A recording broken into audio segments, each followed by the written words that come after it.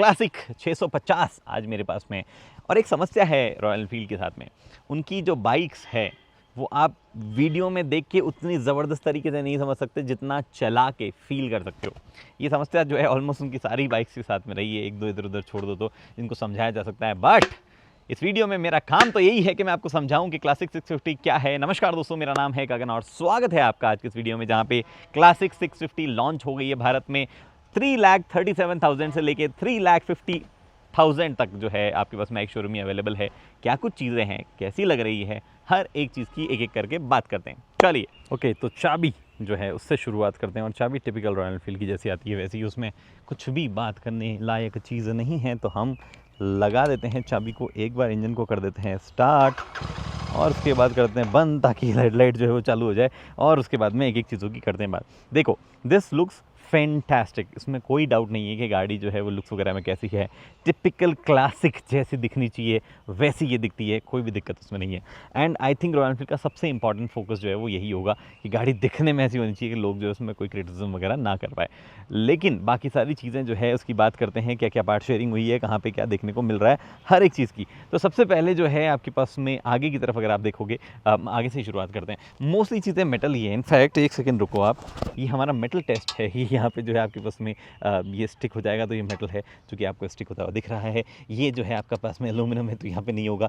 यहाँ पे जो है हल्का फुल्का स्टिक हो रहा है, तो आप देख ही पा रहे हो। दिस इज़ स्टील, तो यहाँ पे जो है ये भी चिपक रहा है, तो हर चीज़ आपको दिख ही रही है। ये ऑब्वियसली फोक्स जो है वो अलग हैं, अब तक कभी भी नहीं देखे होंगे आपने। टेलीस्कोपिक फोक्स जो है वो यहाँ पे मिलते हैं। डायामीटर सेम है जो हमने बाकी में देखा है, लेकिन यहाँ पे टेलीस्कोपिक फोक्स का इस्तेमाल किया गया है। If I am not wrong 120 mm का ट्रैवल फ्रंट वाले का है, और उधर आपके पास में 320 mm का डिस्क जो है वो है। अब वो डिस्क और भी कई बाइक्स में देखा है। इनफैक्ट एक इंटरेस्टिंग चीज़ बताता हूँ मैं आपको, ये आप देखो यहाँ पे रॉयल एनफील्ड की ब्रांडिंग वाले जो ब्रेक्स दिख रहे हैं, एक्चुअली ये वाइब्रे ब्रेक्स है, बट इन रॉयल एनफील्ड की ब्रांडिंग जो है वो होके अब यहाँ पे आएगी।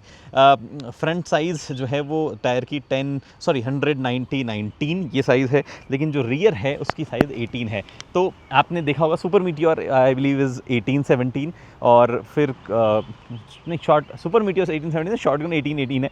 अलग अलग साइज़ जो है अलग अलग गाड़ियों पे आती है, उनकी फील जो है उससे बदलती है। सेम शैसी पे जो है कई तरीक़ों से काम करके फीलिंग को बदली जा सकता है, स्टीयरिंग का एंगल वगैरह वो सब चीज़ों को भी चेंज करके। यहाँ पे उसके बाद में जो क्लासिक लाइट है जिससे रॉयल एनफील्ड के साथ को हमने एसोसिएट किया है, वो यहाँ पे आपको मिलता है बेसिकली ये ओवरऑल यूनिट। बट यहाँ पे आपको एलईडी लाइट जो है वो देखने को मिल जाती है। And this LED light is obviously high beam low beam दोनों इसमें एलईडी ही है।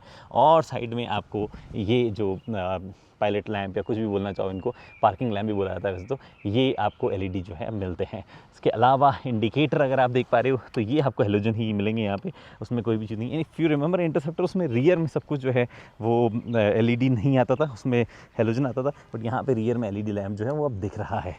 इसके बाद में 3 कलर वाली चीज़ है, मैंने आपको बताई नहीं बताई। बेस कलर जो है पहले देख लो आप, 2 कलर ऑप्शन बेस में है, वल्लम रेड और ब्लू जो है, ब्लू का नाम भूल रहा हूँ मैं, वो यूके का जो टेक सेंटर है उस पर वो नाम है, बी से समथिंग नाम है। और उसके बाद में आपको एक टील कलर मिलता है। टील कलर की स्टोरी बहुत इंटरेस्टिंग है, वो गलती से बना हुआ कलर है। वो एक्चुअली किसी ने कलर करके दिया था, एक जो प्रिंट सही नहीं हुआ तो वो कलर निकला, और रॉयल एनफील्ड को वो कलर सही लगा, उन्होंने उसको जो है निकाल दिया। ये अभी की बात नहीं है, पुरानी बता रहा हूँ मैं। इट्स नॉट क्लासिक 650, पहली बार जब आया था वो। और उसके बाद में टॉप एंड आपके पास में ये है जो क्रोम में है, ब्लैक क्रोम, जिसमें बहुत ही सुंदर है और लग रही है। बाकी आगे बढ़ते हैं और बात करते हैं। चैसी वही है जो हमने बेसिकली देखी है शॉटगन में, सुपर मीटियोर वगैरह में। इंजन भी वही है 650 सीसी का पैरेलल ट्विन, और ये इंजन जो है वो पावर भी ऑलमोस्ट वही निकालता है, 47 PS और 52 समथिंग न्यूटन मीटर का टॉर्क आपके पास में आता है। अभी 6 स्पीड गियर बॉक्स है, कुछ खास चेंज इसमें जो है किया नहीं गया है। चलाते टाइम उसके बारे में और ज़्यादा बात की जाएगी। और लिक्विड सॉरी ऑयल कूल जो है वो है, तो यहाँ पे आप देख पा रहे हो ऑयल कूलर लगा हुआ ही है, कुछ भी ऐसा चीज़ है नहीं। ये एक तो देखो दिक्कत क्या है ना, काफ़ी हैवी जो है मामला है इस गाड़ी का, ओवरऑल शैसी वगैरह सब देखो। इनफैक्ट ये बाइक मेरे ख्याल से रॉयल एनफील्ड सबसे महंगी, सबसे भारी बाइक हो गई है।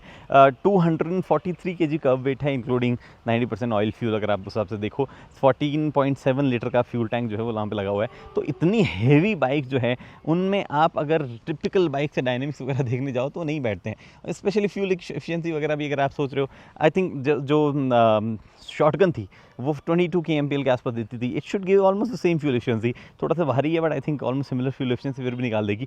तो ये गाड़ियों के साथ में डायनामिक पूरे बदल जाते हैं, आप गाड़ी को देखते कैसे हो वो भी है। ऑल्सो ये तो काफ़ी क्लासिक टाइप की फीलिंग है। इस पे कोई बढ़िया बंदा जो है चला रहा हो ऐसा अपना मतलब ये इमेजिनेशन आपको मैं लेटर करवाऊँगा, बट आप जानते हो ना कैसे क्लासिक के जो ओवरऑल बायर्स वगैरह होते हैं, they just love riding slow, और ऐसा एकदम इम्पैक्ट बना के रखना चाहते हैं। वो अलग बात है कि ऐसे आमतौर पे राइडर्स जो है वो सेफ्टी गियर्स वगैरह नहीं पहनते। इट इज़ वेरी इंटरेस्टिंग कि सेफ्टी गियर्स वाला चीज़ जो है इन बाइक के साथ में बैठती नहीं। आप सोचो इस पर किस तरीके का सेफ्टी गियर पहन के आदमी जो है अपना रोला भी जमा लेगा और सेफ्टी गियर भी पहन लेगा। मुझे गेस करो मतलब क्या कर सकता है। चलो एक सोचो पंजाबी आदमी नहीं है तो वो वैसे वाला हेलमेट पहन लेगा, मतलब अगर टर्बन नहीं पहनता तो वैसे वाला हेलमेट पहन लेगा ओपन फेस, जो कि रॉयल एनफील्ड ने बहुत बेचा भी है। और क्या सेफ्टी है, जैसे मैं तो यहाँ देखो पूरा ये ग्राइनॉक्स की पैंट वगैरह सब पहन के बैठा हूँ। एनीवे तो उसकी बात करेंगे, बट आगे बढ़ते हैं। यहाँ पे आपके पास में इस तरीके का जो ये व्यू है जब आप चलाते हो तो ये भी बहुत सुंदर लगता है। ये स्पीडोमीटर हो गया, काफ़ी सारी मॉर्निंग लाइट्स वगैरह जो है वो आपको यहाँ पे देखने को मिलेगी। If you can see neutral, और ये एक पूरा स्वाइप करता है फुल। नीचे आपके पास में कंप्लीट ओडोमीटर, और आपके पास ट्रिप और इकोनॉमी इंडिकेटर, गियर कौन सा है वो भी, और फ्यूल जो है वो कितना है वो भी देख पाओगे। यहाँ पे आपके पास में ट्रिपर पॉड जो है मिल जाता है। एडजस्ट अगर आपको करना, बेसिकली सेट अगर आपको करना हो आगे पीछे तो यहाँ से आप करोगे कि ट्रिप जो है कौन सा देखना है। ये आपका टाइम दिख गया, यहाँ पे ओडोमीटर हो गया, यहाँ पे ट्रिप 1 ट्रिप 2 ये चीज़ें दिख गई। एनीवे जो ये और ये टाइम ये अलग अलग हो सकता है डिपेंडिंग कि आपने फ़ोन में किस हिसाब से क्या है, यहाँ पे क्या सेट किया है। मेरे ख्याल से मतलब मैंने देखा है, शायद अलग हुआ इस वाले में नहीं, बट किसी गाड़ी में। एनीवे हैंडल बार, और बाय द वे एक चीज़ और, रॉयल एनफील्ड ने अपनी क्वालिटी जो है गाड़ियों की वो तो सुधारना बहुत पहले शुरू कर दी थी, but this is on a level above. मतलब हैंडल बार वगैरह सब में वही मटेरियल हम देख रहे हैं जो हमने और कई बाइक में देखा है। तो दे आर ग्रेट क्वालिटी, कोई भी इशू वहाँ पे है नहीं। हर चीज़ बहुत बढ़िया, पेंट में फिनिश अच्छा है उसका, ओवरऑल पकड़ने वगैरह में फील अच्छी है, जो क्रोम है वो पार्ट शाइन कर रहा है वो बहुत बढ़िया है। In fact this part looks very Chunky, बहुत ही ब्यूटीफुल लग रहा है। हर एक पार्ट जो है वो क्वालिटी में गजब है। क्रोम जहाँ पे भी दिया हुआ है उसमें भी बहुत अच्छा काम किया हुआ है। लेकिन इन सब चीज़ों के साथ में एक और चीज़ है कि अब ओवरऑल उन पार्ट्स, मतलब पार्ट्स पहले भी आ रहे थे, सही लग रहे थे, ओवरऑल ड्यूरेबिलिटी जो है थोड़ी सी बढ़ने लगी इनके पार्ट्स की। वो एक बहुत अच्छी बात जो है अब इन बाइक्स के बारे में हो गई है। Anyway up to E20 fuel, यहाँ पे फ्यूल टैंक आपके पास में आता है। कुछ भी ऐसा है नहीं और जो मुझे गिनाना हो और कुछ ऐसी चीज़ जो कि नई करी गई है इस बाइक के बारे में इंस्ट्रूमेंटेशन में, ऐसा भी कुछ यहाँ पे नहीं है। इसके अलावा आपके पास में सिंगल सीट है, आपको मिलेगी दूसरी सीट साथ में तो वो ऐसा नहीं है कि वो मिलेगी नहीं। कुछ चीज़ें और है, एक तो जब मैं बैठता हूँ तब यहाँ पे ना ये टच होता है पाँव रखते वक्त नीचे, तो एक थोड़ी सी प्रॉब्लम ये है, थोड़ा आगे की तरफ ये सेट किए गए हैं, बट हो सकता है, मतलब बेसिकली मेरी हाइट के हिसाब से प्रॉब्लम क्या है, मैं जब बैठता हूँ पहले तो ये टच करता है, ये टच नहीं करवाना है, पाँव थोड़े आगे रखने तो फिर ये टच करेगा। तो एक कंफर्टेबल पोजीशन फाइंड करने में मुश्किल होता है, और सिटी में जब काफ़ी आप आगे पीछे हो तो वहाँ पे ज़्यादा बड़ी प्रॉब्लम हो जाती है। उसके अलावा कोई भी मेन स्टैंड पे लगी हुई है, साइड स्टैंड आप यहाँ पे देख ही पा रहे हो, अच्छी चंकी क्वालिटी हर एक चीज़ की आपको देखने को मिलेगी। और अगर आपको चाहिए कि मैं थोड़ा सा तो सुना दूँ आवाज़ आपको, तो अब देखो, आप एमिशन नॉर्म को ब्लेम कर दो, आप एक्टिविस्ट जो है क्लाइमेट चेंज उनको ब्लेम कर दो, या ओवरऑल कंपनी के डायरेक्शन को ब्लेम कर दो, या उन्होंने उतनी मेहनत नहीं की वो कह दो, बट साउंड जो है वो डाइल्यूट होने लगी है। वो मज़ा जो है साउंड में नहीं आता है। तो आप यहाँ पे भी वो देख पा रहे हो, हालांकि खड़े खड़े में ड्राइव करने से बेटर जब आप चलाते हो तब थोड़ी सी फीलिंग आती है, तो वो ज़्यादा बेटर आपके पास में यहाँ हो जाता है। बट साउंड जो है उसमें थोड़ी तो ऐसा लगता है कि हाँ यार और काम किया जाना चाहिए था, उतना मज़ा जो है वो नहीं आता जितना एक 500 में आ रहा था, या पहली वाली जो जे प्लेटफॉर्म से पहली वाली 350 थी उसमें आ रहा था। एक और चीज़ मुझे एक्चुअली शायद मैंने बोली नहीं है, बोली मतलब अभी तक बताई नहीं है आपको, वो ये कि ये चलाते वक्त शायद बात करेंगे इसके बारे में, बट गियर शिफ्टिंग जो है 3 4 गियर में जब करते हो, या कई पॉइंट पे आपको लगता है कि यार पीछे जो कन्वेंशनल सेटअप ही दे देना चाहिए था इसको गियर चेंज करने का सिंगल पेडल की जगह। तो ये बातें हैं। बाकी तो और क्या रहा है इस बाइक के बारे में जो बताना हो, 154 mm की ग्राउंड क्लियरेंस है, 800 mm पे सीट हाइट है, और व्हील बेस वगैरह जो है 1475 mm का है। It is not the longest, but I believe shotgun थोड़ी सी ही सुपर मीटियोर थोड़ी सी ही बड़ी है इससे, ये ऑलमोस्ट उतनी बड़ी आपके पास में है। पीछे से जो एग्जॉस्ट है वो भी काफ़ी अलाइन टाइप लगता है, कुछ भी इश्यूज में नहीं है। जैसा इंटरसेप्टर में अलग दिखता है ना, ये बाहर निकला हुआ, वो यहाँ है नहीं, है थोड़ा सा अभी भी बाहर निकला हुआ, बट इस गाड़ी के हिसाब से उतना दिखता नहीं है, वो अलाइनमेंट उसका ठीक लगता है। चलो अब चलाते हैं इसको, राइड करते हैं सीधा। ओके जी, तो बैठते ही फीलिंग तो है क्लासिक वाली, मतलब जब आप बैठते हो तो यू सिट वेरी अपराइट, और आपका हैंडल बार जिस तरीके से पोजीशन थोड़ा सा वैसे अंदर पोजीशन है, बट हर चीज़ जो है वो आपको क्लासिक वाली फीलिंग देती है, टिपिकल। बहुत ही सही फीलिंग आती है इसको चलाते वक्त। और जो पहले वाली क्लासिक थी, मतलब जब आप चलाना शुरू करोगे थोड़े से ये तो पुरानी वाली क्लासिक 500 की मैं बात कर रहा हूँ, उसी से हम कंपेयर करते रहते हैं। तो 500 जो थी उसमें क्या होता ना कि आपको ऐसा लगता था कोई छोटी लेकिन भारी चीज़ आपकी टांगों के बीच में। यहाँ पे आपको वजन जो है वो थोड़ा कम फील होने लगता है, बिकॉज स्प्रेड जो है गाड़ी का ज़्यादा है, ऐसे फैली हुई थोड़ी सी ज़्यादा लगती है। और वो फैलाव की वजह से जो है, मियरली उस फैलाव की वजह से आपको थोड़ा सा ज़्यादा ईज़ लगती है गाड़ी, आपको लगता है मैं बेहतर चला पाऊँगा। वज़न बहुत ज़्यादा है, खड़ी गाड़ी मूव करोगे तो पता चल जाएगा आपको, लेकिन वो फैलाव जिस तरीके का है उस हिसाब से जो है आपको थोड़ा सा अच्छी फीलिंग आएगी। एनीवे, चलने वालने में कैसी है, तो जैसे अभी मैं कोई नहीं आ रहा मेरे पीछे, मैं फिर से रोक लेता हूँ। और मेरे को हर बार वो फीलिंग लेना पसंद है कि हाँ मैं ऐसे ऊपर बैठूँ, टांग ऐसा स्विंग करूँ और धीरे डुक डुक डुक डुक करके जाए। बट यहाँ पे ये जो इनिशियल डुक डुक डुक डुक है, यहीं पे आपको फील हो जाता है कि लो एंड टॉर्क तो पुराने वाले जितना नहीं है, लेकिन ये इंजन जाना चाहता है और फास्ट, स्पीड पकड़ना चाहता है। वो सीन है इस इंजन के साथ में, मतलब वो आपको इन क्लच छोड़ के से टॉर्क रश बिल्कुल भी नहीं फील होगा, लेकिन आपको पावर जो है वो फील होने लग जाएगी। There is no doubt about it. In fact ये कॉर्नर्स में उस वाले से बेटर जा रही है, नो डाउट। अगेन मैंने इस प्लेटफॉर्म पे शॉटगन चलाई है और मुझे शॉटगन हर मायनों में थोड़ी ज़्यादा बेटर लगी है। एक चीज़ है शॉटगन के साथ में, वो गड्ढों में तो बिल्कुल नहीं जा पाती, इतने स्टिफ सस्पेंशन उसके फील होते हैं। और इसके कैसे हैं, इसके भी थोड़े तो स्टिफ ही है सस्पेंशन। इनफैक्ट इसकी सीट ऐसी है कि आप बहुत लंबे टाइम नहीं चला पाओगे।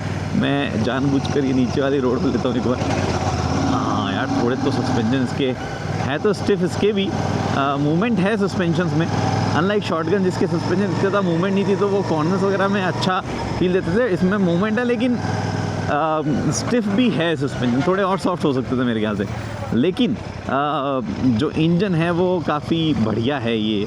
और यहाँ पे आपको पुरानी वाली क्लासिक याद प्रॉब्ली इसलिए आ जाएगी कि आपने जैसे से घुमाया एक्सीलेटर, और एक पॉइंट पर जो होता ना कि जैसे फोर्थ गियर में फॉर एग्जांपल 440 से लेके 80 तक की स्पीड में मेरे को गियर चेंज ना करना पड़े। यहाँ पे 40 में मैं हूँ और ऐसा लगता है कि इंजन हल्का हल्का गियर चेंज मांग रहा है। एट द सेम टाइम ये देखो सेकंड गियर में ये 10 से ऊपर भी स्ट्रगल करती है, 20 से नीचे स्ट्रगल करती है। तो जैसे मैं थर्ड गियर में हूँ और एक पॉइंट के बाद में इंजन वाइब्रेशन देता है और आपको लगता है कि गियर चेंज करना पड़ेगा। तो वो ओवरऑल ट्रैक्टेबिलिटी का मज़ा जो है उतना नहीं है जितना आपको पिछली वाली में आया होगा। इसमें बस आपको चलाने का, स्पीड पकड़ने का मज़ा है। अगर जैसे जिस तरीके की सड़कों पे मैं चला रहा हूँ ट्विस्टीज वगैरह पे, वहाँ पे प्रॉब्ली आपको कम मज़ा आएगा इस बाइक में। वहाँ पे पुरानी वाली क्लासिक 500 का ज़्यादा था। लेकिन अगर आप थोड़ी भी ओपन सड़कों वगैरह पे जाओगे तो वहाँ आपको जो है रेगुलर मतलब वहाँ आपको रेगुलर ड्राइव्स में आपको जो है इस वाली का ज़्यादा मज़ा आएगा। और रेगुलर ड्राइव से मेरा मतलब ये है कि अगर आप स्पिरिटेड ड्राइव वगैरह करोगे तो फिर गड़बड़ हो सकती है कि भैया मैं फुल ऐसा पेनअप वाली मोड में ही चला रहा हूँ, ऐसे नहीं। फिर वहाँ पे उस टाइप की तो बाइक ही नहीं है ना, आपको उस टाइप का तो कैरेक्टर ही नहीं है बाइक का, तो लेना ही नहीं चाहता। भले ही वो इंजन 650 सीसी का है और दबा के पावर वगैरह देता है और हर आरपीएम बेड में आपको बढ़िया फील हो सकता है। थोड़ा सा एक है जो मिड रेंज से हायर रेंज वाला बैंड है, जो सुबह में जाके दिखाता हूँ आपको मैं। यहाँ पे आरपीएम मीटर नहीं है तो एग्जैक्ट आरपीएम नहीं बता सकता हूँ मैं आपको, कारण था इसलिए मैंने ओवरटेक नहीं किया। एक बार क्लियर होगा तो मैं ओवरटेक करूँगा। तो मिड से जो हायर बैंड में जब आते हो तब अच्छा खासा वाइब्रेशन जो है आपको फील होता है। कोई नहीं आ रहा है, ये पॉइंट बढ़िया वाइब्रेशन फील होता है। अराउंड द कॉर्नर कैसी फील हो रही है, एक्चुअली लग तो बढ़िया रही है, काफ़ी सही लग रही है। ओहो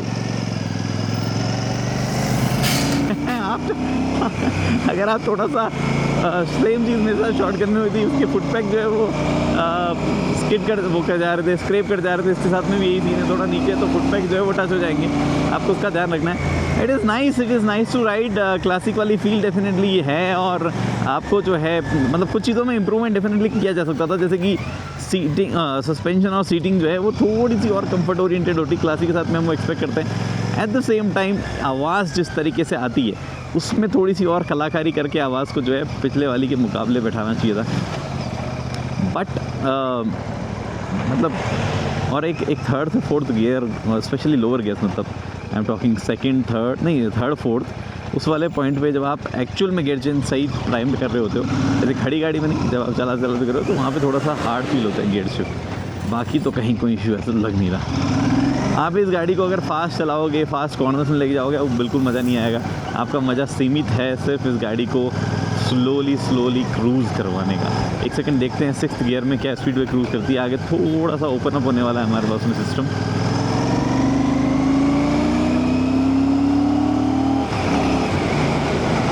ये मैं 6th गियर में हूँ और क्या मक्खन तरीके से क्रूज़ कर रही है 80 पे ये गाड़ी, बहुत ही खूबसूरत। It will do easily 100 also. वहाँ पे थोड़े थोड़े वाइब्रेशन आ जाएंगे तो आपको थोड़ा लगेगा, but it just goes beautifully. बहुत ही सही।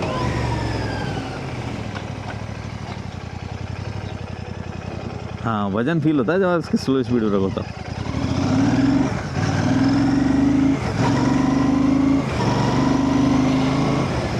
थोड़े तो ब्रेक जो है वो काफ़ी ऐसा एकदम से झटका, वाइड जो है उनकी एकदम से आती है, स्नैपी आप उनको कह सकते हो कि ब्रेसेस से फील हो रहे हैं। वो वाली एक दिक्कत ब्रेकिंग के साथ में, स्पेशली रियर वाला जैसे बहुत ज़्यादा ठक ठक ABS तुरंत किक इन कर रहा है, पता नहीं क्यों। फ्रंट वाला फिर भी ठीक है, वहाँ पे कोई ऐसा इशू नहीं है।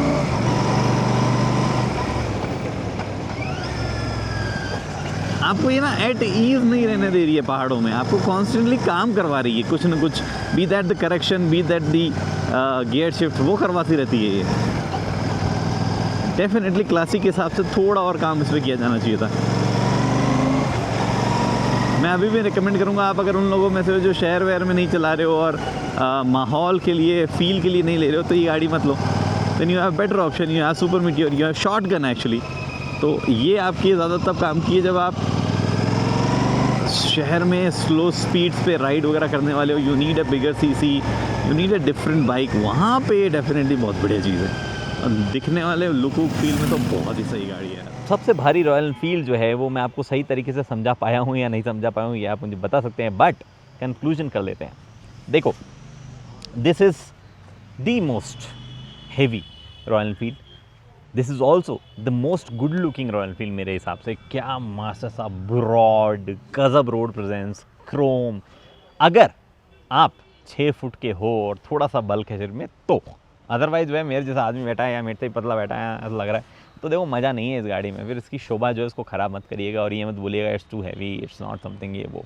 अब इमेजिन करो एक AI जनरेटेड पिक्चर जिसमें एक राजस्थानी आदमी मूछें मोजड़ी लगा के बैठा है और रॉयल एनफील्ड बुलेट, कोई भी रैंडम बुलेट पे बैठा है, डुक डुक डुक डुक करता हुआ ऐसा सफ़ेद कुर्ते में आया, क्या फील भाई। Same thing you can imagine with some Maharashtrian, some कन्नड़ी का, सम पंजाबी, वट एवर। उतनी फील जो है उसमें मत जाइए। फिलहाल मेरा कंक्लूजन ये है कि द बाइक एज फील, आप बैठे हो, चला रहे हो, स्लो स्पीड पे सब फील है, इंजन बहुत बढ़िया है, लेकिन कमियां जो है वो भी है। अगर आप थोड़ा सा भी फास्ट जाते हो तो आपको सस्पेंशन जो है उसकी कमियां दिखने लग जाती है, इंजन वाइब्रेशंस आती है जो कि सरप्राइजिंगली इंजन में पहले हमने कभी नोटिस नहीं किया था शॉटगन वॉटगन के टाइम पे।